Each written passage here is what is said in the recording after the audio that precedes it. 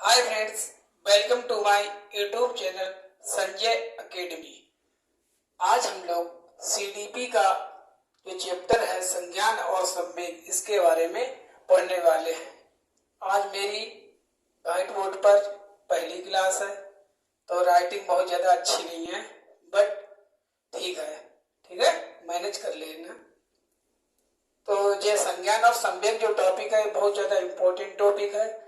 इससे लगभग हर बार क्वेश्चन आता है, और जब भी आता है तो एक ही टाइप का क्वेश्चन आता है। इससे एक ही प्रकार का क्वेश्चन बनता है, कोऑर्डिनेशन एंड इमोशंस। तो पहले तो हम इसके बारे में पढ़ेंगे कि संज्ञान क्या होता है और संवेग क्या होता है। फिर इस पर आधारित जो क्वेश्चन आता है फिर हम उसको सॉल्व करने वाले हैं। तो चलिए अपनी क्लास को स्टार्ट करते हैं विदाउट वेस्टिंग एनी टाइम। ठीक है, फ्रीक्वेंस करते हैं। पहली क्लास है, देखिए संज्ञान और संवेग। संज्ञान क्या होता है और संवेग क्या होता है। संवेग को भावनाएं भी कहते हैं, ठीक है, इंग्लिश में कॉग्निशन एंड इमोशंस। अब पहला है संज्ञान। संज्ञान मीन्स क्या होता है। संज्ञान माने होता है टू नो। टू नो इसका मतलब होता है जानना, किसी चीज को जानना या समझना, किसी चीज का कॉग्निजेंस लेना कि what is happening here and there, मतलब कहाँ क्या चल रहा है, क्या हो रहा है, कुछ भी है तो उसको जानना या समझना। ठीक है। संवेग, संवेग जो इमोशंस हमारी होते हैं, जैसे रोना है, क्रोध करना है, प्यार है, मोहब्बत है, इच्छा है, हंसना है, ये सभी क्या है, ये हमारी सभी क्या है, इमोशंस हैं, इच्छा है, ये हमारे क्या है, संवेग है, इमोशंस हैं। अब हम ये देखेंगे कि संज्ञान और संवेग में क्या संबंध होता है, इन दोनों में आपस में क्या संबंध है, एक दिशीय संबंध है या द्विदिशीय संबंध है। ठीक है, और कैसे एक दूसरे को प्रभावित करते हैं कि नहीं करते हैं। तो देखिए सबसे पहला तो हमारा हो गया। अब हम देखेंगे एग्जाम्पल। संज्ञान समझ गए, संवेग समझ गए, अब हम देखते हैं एग्जाम्पल। जैसे सांप को देखकर भागना। ठीक है, आपने स्नेक देखा, तो आपने जो देखा, देखना क्या हुआ, संज्ञान लेना, जानना कि हाँ भाई यहाँ पर क्या है, सांप है, और आप जल्दी से ऐसे करके क्या हुए, वहां से भाग गए, स्कीप कर गए। तो भागना क्या है, भय क्या है, भय भी एक आपकी इमोशंस है। ठीक है, तो ये रिलेशन होता है। संज्ञान संवेग को प्रभावित करता है, संवेग संज्ञान को प्रभावित करता है। दूसरा एग्जाम्पल लेते हैं, जैसे शादी, किसी की शादी है, ठीक है, तो शादी के माहौल पर, मौके पर कौन सी भावना व्यक्त करनी है, खुशी, खुशी जाहिर करनी है। ठीक है, अब मान लीजिए किसी की शादी है और तुम वहां जाके रोने लगो तो आपकी पिटाई हो सकती है। क्यों, आपको समझ ही नहीं है कि संज्ञान ही नहीं है। अगर संज्ञान है कि हाँ शादी है, शादी के माहौल पर कौन सी भावना व्यक्त की जाती है, खुशी जाहिर की जाती है, तो सही समय पर, सही मौके पर सही चीज को व्यक्त करना।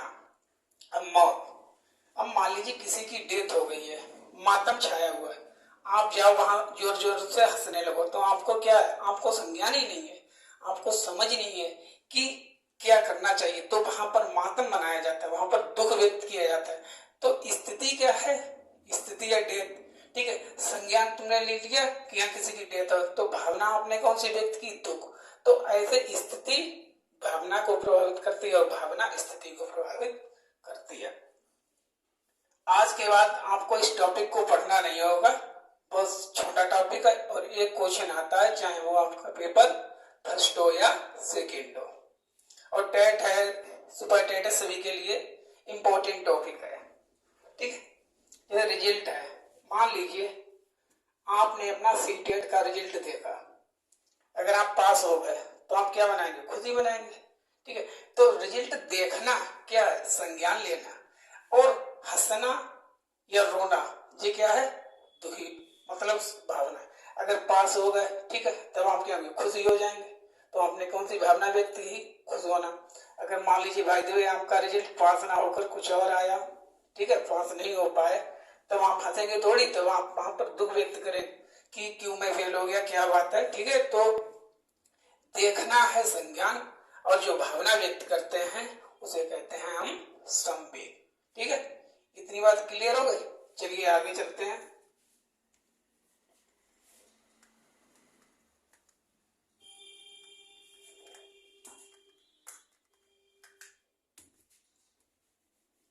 ठीक है, अब यहां पर देखिए संज्ञान और संवेग। इस एरो का मतलब है कि संज्ञान संवेग को प्रभावित करता है और संवेग संज्ञान को प्रभावित करता है। Cognition affects emotions and emotions affects cognition, both are inter related to each other. ये एक दूसरे से आपस में संबंधित होते हैं, एक दूसरे से जुड़े हुए होते हैं। एक दूसरे को प्रभावित करता है तो दूसरा भी पहले को प्रभावित करता है। ऐसे ही क्वेश्चन पूछा गया है, क्वेश्चन पूछा जाता है। अब देखिए संज्ञान ने संवेग को प्रभावित किया, ऐसे देखिए संज्ञान ने संवेग को प्रभावित किया। ठीक है, एक दिशा हो गई। संवेग ने संवेग को प्रभावित किया, दो दिशाएं हो गई। तो संज्ञान और संवेग एक दूसरे को प्रभावित करते हैं और इन दोनों में द्विदिशीय संबंध होता है। ऐसी लैंग्वेज आती है पेपर में। ठीक है, बाई डायरेक्शनल, इनमें कैसा रिलेशन है? By directional. ठीक है, अगर आ जाए एक दिशीय यूनि डायरेक्शनल तो वो क्या होगा? गलत होगा। ऐसे करके लीजिए, जो है इनमें एक दिशीय नहीं दो दिशीय संबंध होता है। आई होप आपको इतना क्लियर हो गया होगा।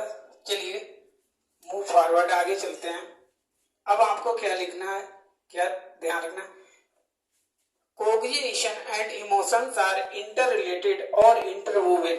जब इंग्लिश में आएगा तो वहां पर दो टर्म आपको लिखी हुई मिल सकती है, इंटर रिलेटेड या इंटरवोवेन। हिंदी में क्या ट्रांसलेशन होगा? परस्पर संबंधित या सन्निहित। सन्निहित का मतलब एक दूसरे में जुड़े हुए, गुथे हुए, आपस में इंटर रिलेटेड। तो ये मोस्ट इंपॉर्टेंट है, यही द्विदिशीय संबंध है। ठीक है, अब इस पर आधारित एक ही प्रकार का क्वेश्चन बनता है, वो मैंने लिख दिया है। संज्ञान और भावना, यहाँ पर देखिए संवेग के लिए भावनाएं लिखा गया। ठीक है, या ये आ सकता है कि यहाँ पर द्विदिशीय करके कि इन दोनों में कैसा संबंध होता है, एक दिशीय संबंध होता है कि द्विदिशीय संबंध होता है, संज्ञान संवेग को प्रभावित करता है कि नहीं करता है। ठीक है, संवेग संज्ञान को प्रभावित करता है, ऐसे करके क्वेश्चन बनता है। चलिए क्वेश्चन करते हैं। ये क्वेश्चन आपकी शिफ्ट फर्स्ट पेपर फर्स्ट 28 जनवरी 2023 का पेपर है, उसी का क्वेश्चन है। संज्ञान और भावनाएं हैं। Cognition and emotions are dot dot का मतलब है कि इन दोनों में क्या आपस में संबंध है। चलिए ऑप्शन पढ़ते हैं। एक दूसरे से स्वतंत्र हैं। Cognition and emotions are independent to each other, मतलब इन दोनों में एक दूसरे से कोई भी संबंध नहीं है। दूसरा ऑप्शन हमारा क्या है? एक दूसरे से कभी कभी संबंधित, मतलब इसका इंग्लिश में rarely inter related to each other, मतलब कभी कभी एक दूसरे से संबंधित होते हैं। थर्ड ऑप्शन क्या है? एक दूसरे से परस्पर संबंधित, inter related to each other या interwoven to each other. D option क्या है? वातावरण कारकों द्वारा प्रभावित नहीं होते। इसका मतलब यह है emotions and cognitions are not influenced by environmental factors.